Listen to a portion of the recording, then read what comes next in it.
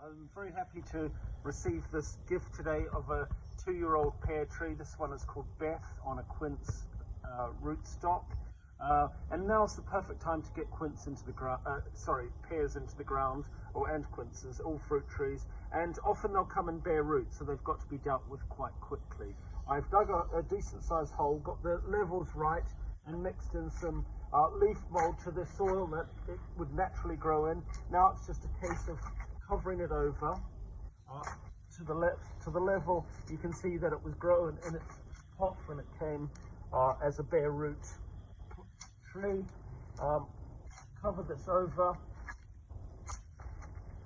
and you can see it's in my rough grass area, so it needs a little space around it, so it doesn't have too much competition from the other plants in the area. And once the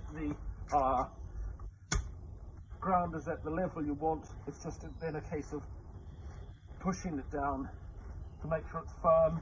That way you're not going to get problems with wind, rock on the tree. And also make sure the stake's tight. That's another important thing.